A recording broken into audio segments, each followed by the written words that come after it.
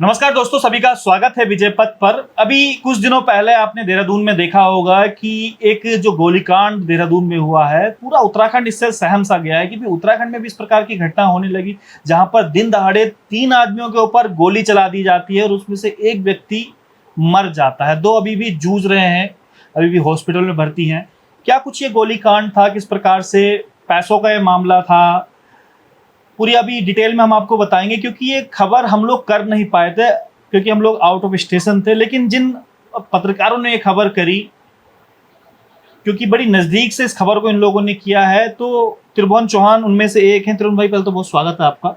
और धन्यवाद। मैं देख रहा था लगातार आपकी वीडियो, हालांकि मैं देहरादून में नहीं था, लेकिन मैं लगातार आपकी वीडियो से अपडेट ले रहा था कि जिस प्रकार से आप खबरें कर रहे थे। त्रिभुवन भाई, क्या कुछ था ये मामला? क्योंकि कई लोगों को ये समझ में नहीं आया है कि गोलीकांड हो जाता है, 3 लोगों पर फायरिंग हो जाती है और एक को जब ढूंढने बैठते हैं तो पता चलता है कि वो किसी 10 फीट कहीं खाई वगैरह में मिलती है, उसकी जो लाश है। खाई नहीं थी, हाँ, नाला था, नाला मतलब, हाँ, 10 फीट नाले में मिलती है नहीं। लाश। पर क्या था मामला ये पूरा है? इसके लिए इस खबर को और जो आप देख रहे हैं अभी, सभी दर्शकों को मैं बता दूं, वीडियो को थोड़ा कोशिश कीजिएगा अंत तक समझने का। जो यहाँ पर बात हो रही है आज देहरादून में, जो ये गोलीकांड हुआ है भाई, ये बहुत बुरा है।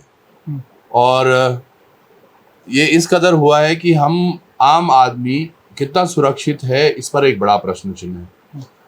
दूसरी बात, ये वो व्यक्ति था जिसके घर से ये हत्याकांड हुआ है, उस पर बताया जा रहा है वो ब्याज का काम करता था। अच्छा।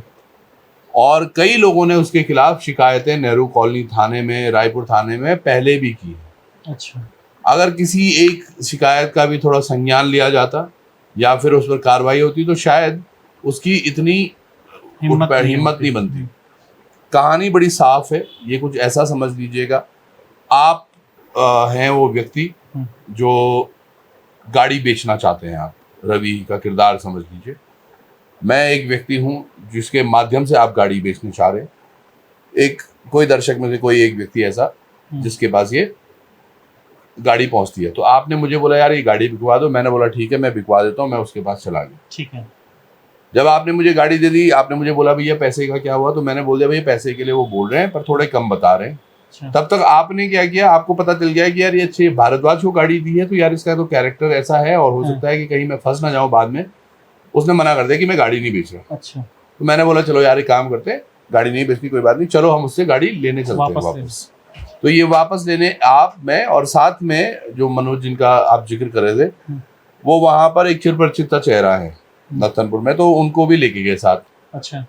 वहां जाते ही जो सिचुएशंस हुई हैं वो बड़ी ड्रामेटिक हुई हैं। बताया जा रहा है कि अभी तो ये इन्वेस्टिगेशन का एक पार्ट है विजय भाई, पर उसमें क्या कुछ हुआ था। पर जो कहानियां अब हमारे भी संपर्क में, जो सूत्रों से कहानियां कुछ ऐसी थी कि ये अंदर तीनों चारों कोई लोग दारू पी रहे थे बैठ के, और जब ये लोग गए, इन्होंने रिक्वेस्ट की और तमाम चीजें जब कहा सुनी हुई, तो जो ये बंदा जो कल पकड़ा गया, जिसके पैर पर गोली मारने की बात कह रही है पुलिस, ये छठा बदमाश है।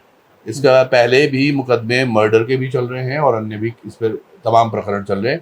ये पेरोल पे बाहर है अभी। अच्छा। और उसके उपरांत देखिएगा हिम्मत, और इसके बाद हथियार कहाँ से वो आया और कितनी इसको आनंद फानंद में था। उसको एक गोली मारी उन्होंने यहाँ, रवि को गोली एक यहाँ पड़ी है, और जो उसके पिता का कहना है कि उस पर टोटल 5 गोलियां मारी गई।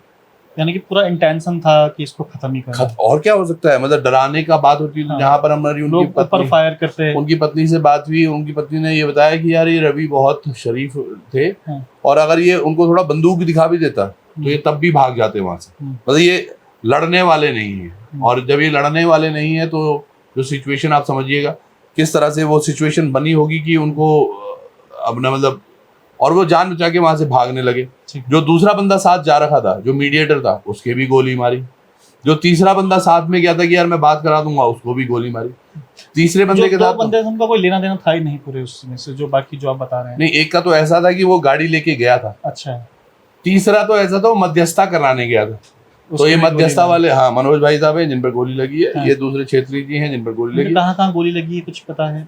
इतना जो जहां तक मुझे बताया, मतलब जो पता चल रहा है कि पेट पे ही ज्यादा गोलियां हैं। पर ये देखिएगा उसके बाद जिस व्यक्ति ने ये गोली मारी, वो उनमें से एक बंदे को गोली मारने के बाद उसको रौंदता हुआ, गाड़ी से रौंदता हुआ निकला और भाग गया यहाँ से। अब यहाँ से लेके देखिए कितनी बड़ी जो हमारी देहरादून है, जो यहाँ पर हम बात कर रहे हैं कि हमने सीसीटीवी तमाम लगा रखे हैं, ये तमाम चीजें, इस कहानी में बहुत सारे तथ्य सामने आते हैं। एक तो हिम्मत गुंडई की और हमारी सुरक्षा की, जो हम शायद आज तक एक हो ही नहीं पा रहे। हमें समझ नहीं आ रहा कि यार ये प्रकरण हमारा नहीं है, हम शांत रह जाएं और बस हो जाएगा। देखिए एक व्यक्ति ने गोली मारी, वो यहाँ से फरार हो गया, तीसरे दिन वो जाके कहीं राजस्थान में मिलता है। उसके एक छोटे सा बच्चा भी है जो मरा है। अब उस पर भी आ रहा है, देखिए अब वो उनकी वाइफ जो है वो बहुत स्ट्रांग है भाई। वो महिला को मैं बहुत नमन करता हूँ, क्योंकि जिस हिसाब से बहादुरी से उन्होंने अपना पक्ष रखा, ये बात पूरी रखी। वो रोना चाह भी रही थी, रो भी नहीं पा रही थी, तमाम चीज़ें हैं, वो वीडियो सबने देखा कि किस तरह से वो आतुर हो रही थी ये बोलने के लिए कि मैं अपने बच्चे को अब क्या बोलूँगी कि उनके पापा कभी नहीं आएंगे। तो ये तमाम जो सिचुएशंस हैं विजय भाई, ये बहुत डरावनी है। और अगर मुझे लगता है पुलिस ने पहले काम किया होता, जब उस पर खिलाफ कहीं बात हो रही थी, कार्रवाई की या फिर किसी ने एप्लीकेशन दी थी, तो शायद उसकी हिम्मत नहीं बढ़ती जो ये आज हुआ है। सोचिए ना, एक फौजी का वो बेटा जिसने फौज पर अपने। लेकिन इस बीच तरुण भाई एक सवाल ये भी है कि 3 दिन आज इस घटना को हो गए हैं, मेरे ख्याल से चौथा, अगर आपकी बात करें तो चौथा दिन। अभी तक जो 2 गोलियां जिनकी लगी है, एक का नाम मनोज है और दूसरे का नाम जो छेत्री है, उनकी गोली अभी तक नहीं निकाली गई। और आज ही ये फैसला होता है कि भाई चलो अब सरकार खर्चा उठाएगी, जब लोग डीएम के बाहर घेराव वगैरह करते हैं। ये बड़ा दुस्वप्न है साहब। ये मैं इसमें 2 टेक्निकल पॉइंट भी है, मैं थोड़ा वैसा भी आपको समझाऊंगा। जो आयुष्मान कार्ड है उसके तहत जो इलाज संभव है वो है पेशेंट्स को जिनको कुछ बीमारी हो, उसके बाद वो वहाँ पर उनको एडमिट किया जाता है, उसके बाद आयुष्मान के तहत वो आते हैं। ये एक ऐसा प्रकरण है जिसमें जुडिशरी इन्वॉल्व, सेंसिटिव मुद्दा है, जुडिशरी इन्वॉल्व हो जाती है, लॉ एंड ऑर्डर का मुद्दा है। तो इसलिए भी कतिपय तरीके में थोड़ा सा इसमें आधार आयुष्मान में नहीं आ पाते, ऐसा क्लॉज में नहीं है। तो अब ये हुआ कि क्योंकि वो जो क्षेत्रीय है भाई, वो बड़ा गरीब परिवार से आता है, उनके पास नहीं व्यवस्था बन पाई पैसों की, तो एक संघर्ष था ये कि कैसे भी करके उनको इलाज तो मिले। 2-4-10 हज़ार रुपये इन्होंने इधर, अब जाके इंद्रेश हॉस्पिटल ने खुद ये किया है कि भैया जो भी इसका खर्चा आएगा वो हम व्यय करेंगे। वो अभी भी सरकार की तरफ से नहीं है, वो इंद्रेश हॉस्पिटल व्यय करेगा। उसमें भी देखिएगा टेक्निकल पॉइंट है ये। अब ये क्योंकि टेक्निकल इशू है, जो देख रहे हैं वो समझेंगे। आम आदमी या सरकार का जो पैसा है वो टैक्स पेयर का पैसा होता है। टैक्स पेयर का पैसा, उनका कहना जो है कि टैक्स पेयर का पैसा व्यक्तियों के इलाज के लिए नहीं लगाया जा सकता, तथाकथित इलाज कैसा भी हो रहा है। अगर देखा जाए टेक्निकली तरीके से, अगर पहले कार्रवाई हो जाती है, अगर लॉ एंड ऑर्डर पहले से मेंटेन होता तो शायद कार्रवाई होती नहीं, ये घटना ही नहीं होती। एक आदमी आज अपने बच्चे के लिए शहर में अगर हल्का सा कुछ दुर्घटना भी होती है तो उसके लिए तो सरकार जिम्मेदार है, सीधा आप देखिए ना, एक चीज है, 2-3 चीजें मैं आपको बताऊं। ये अब बात कर रहे हैं मकान को ढहने की, ये तमाम चीजें हैं कि उसकी हम नाप करेंगे। अगर उस पर सीधे गैंगस्टर एक्ट लगा दिया तो पहले सीधे आप वो आ जाता है कि आप उसका मकान वो करोगे, जिसको नाबूद करोगे। दामी जी का एक मैं बयान देख रहा था अखबार के माध्यम से कि हम पीड़ित परिवार के साथ हैं और तमाम चीजें हैं। साथ में उनका एक बड़ा अच्छा फोटो आता है जब वो चाय बना रहे हैं नैनीताल में। ये बहुत अच्छा नहीं है। आप समझिए कि आप जनता को क्या जताना चाह रहे हैं कि मेरी संवेदनाएं ऐसी हैं कि मैं तो यार बस ठंड में हूँ अभी। विजय भाई, हम और प्रकरण पे हमेशा बात करते रहते, पर समझिएगा आज जहां आम जनता पानी के लिए तरस रही है, गर्मी से त्राहिमाम हो रहा है, खलांगा में पेड़ कटने की बातें हुई, उन तमाम चीज़ों से हट के तुम तो अपनी ठंड में भी बैठ के चाय पी रहे हो, आम जनता मर रही है, मरे। और जो क्या मुख्यमंत्री यहीं शहर में ही निवास है उनका, तो क्या उनका बनता नहीं था कि एक बार वो पीड़ित परिवार के यहाँ चले जाएं? क्योंकि ये व्यवस्था जो है ये तो उनके अंतर्गत व्यवस्था में चूक है ना, तो उस चूक के नाते ही उनको जाना चाहिए था। अब वो जो हवलदार हैं वो रिटायर्ड, कितनी पेंशन मिलती होगी उनको? 25-30-35 हज़ार रुपये। क्या उससे वो 4 साल के बच्चे का निर्वहन कब तक कर पाएंगे, जब तक वो जिंदा रहेंगे?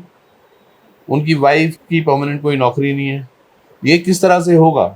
ये एक बड़ा प्रश्न। अच्छा, 2 सवाल और भी हैं इसमें। एक सवाल तो यह है कि उसके नेताओं से बहुत अच्छे संबंध है, कहा जा रहा है कि जो स्थानीय विधायक हैं उनसे बहुत अच्छे संबंध है, और जो उसका अपने घर में उसने कोई टॉर्चर रूम टाइप का बना रखा था, इस प्रकार की बातें निकल के आ रही है, शायद आपने भी सुनी होंगी। मैं टॉर्चर रूम बना मैं रखा आप था यकीन उसने। मानिएगा, मैंने और उसके तीसरी घर, बात ये है कि उसकी फेसबुक आईडी ब्लॉक डिलीट हो जाती है पूरी की पूरी, ताकि ये हो सकता है कि ताकि पता ना नेताओं चले के कि संबंध- किससे से संबंध है। हम्म, ये देखिए ना, ये तंत्र है। और आज आशुतोष नेगी जी ने एक इंटरव्यू के माध्यम से, जब हमारे उनसे वार्तालाप हो रही थी डीएम कार्यालय के सामने, तब उन्होंने ये बात रखी और मैं बड़ा भौचक्का था। उसमें सोचने वाली बात ये थी, अंकिता प्रकरण में सबूत नष्ट किए गए हम्म। और यहाँ पे की गवाहों को नष्ट न, वहां पे रातों रात विधायक आके थी बुलडोजर चला। हाँ, विधायक ने वहां तो नपत नहीं करी। हम्म। वहां तो तुमने ये नहीं देखा कितना क्या है, बुरा है क्या नहीं है, क्या नहीं है, तमाम चीजें की। आज ये क्यों क्लॉज आ रहे हैं? यानी कि इनके नियम दरअसल बनते हैं मतलब व्यवस्था के अनुकूल, कि कोई बंदा हमारे कितना प्रतिकूल हो सकता है, कितना अनुकूल हो सकता है, कहाँ हमें शाबाशी लेनी है, कहाँ नहीं लेनी है। लेकिन आज बड़ी बात है विजय भाई, 40-42 टेम्परेचर हो रहा है देहरादून में, और मैं धन्यवाद कहना चाहूंगा उन तमाम संगठनों का जो आगे आ रहे हैं, एक दिख रहे हैं।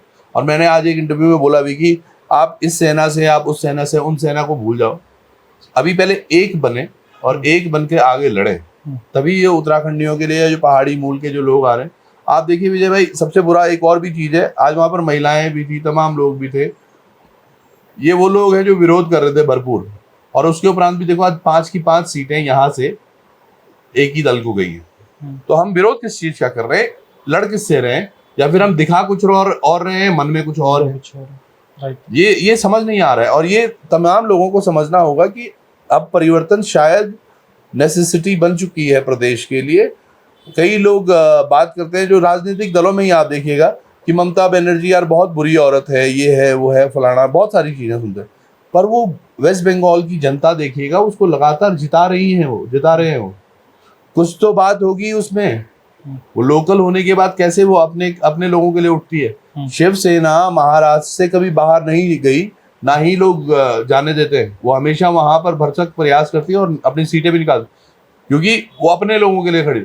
ये जो केंद्र के दल हैं, आप हिमाचल देख लो, हिमाचल वाले कम से कम इस बात पे तो बहुत अडिग हैं कि एक बार भाजपा एक बार कांग्रेस।